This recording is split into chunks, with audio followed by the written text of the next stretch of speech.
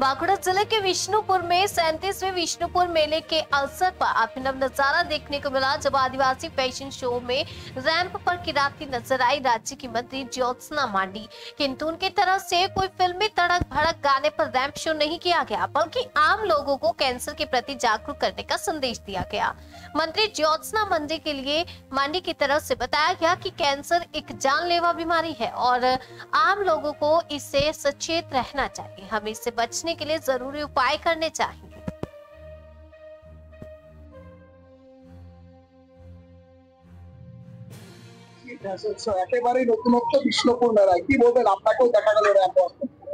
খুবই ভালো লাগছে। আমরা তো সবসময় রাজনীতির রাস্তায় হাঁটি, রাজনীতি করি, তো সেক্ষেত্রে র্যাম্প ওয়াকে হেঁটে খুবই ভালো লাগছে, কারণ রাজনীতির রাস্তায় হাঁটা র্যাম্প হাঁটার মধ্যে দুটো তফাৎ আছে, তো সকলের সাথে হেঁটে খুব আনন্দ লাগছে।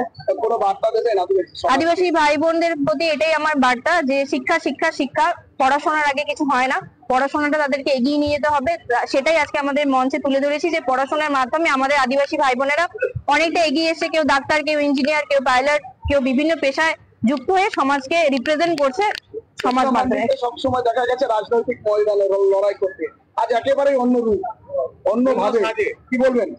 না, এটা তো আমাদের জন্মগত সাজ, এটা তো অন্য সাজে বলে কিছু না। বাই বার্থ আমরা এই ব্লাড নিয়ে জন্মেছি, আদিবাসী রক্ত নিয়ে জন্মেছে, তো আমার কাছে এটা নতুন কিছু না। হ্যাঁ, রাজনীতির ময়দানে এটা দুটোর মধ্যে তো তফাৎ আছে। কেমন লাগলো আজকে? খুব ভালো লেগেছে, খুব সুন্দর লেগেছে। কোথাও ডাক্তার, কোথাও উকিল, কোথাও পুলিশ র্যাম্পে হাঁটতে দেখা গেল, কি বলবেন? সেটাই সমাজকে এটা দেখানো, এই আদিবাসী ফ্যাশন শো এর মাধ্যমে আমরা ন্যাচারালি যখন দেখি অত আমরা ওভারলুক করে চলে যাই, কিন্তু ফ্যাশন শো এর মাধ্যমে দেখানো মানুষকে এটাই উদ্দেশ্য যে মানুষ এটা দেখে এবং গ্রহণ করে। সেই কারণে এই ফ্যাশন শো এর মাধ্যমে কেউ ডাক্তার, ইঞ্জিনিয়ার হয়ে আদিবাসী ভাই বোনেরা তাদেরকে দেখে আরো শিখবে।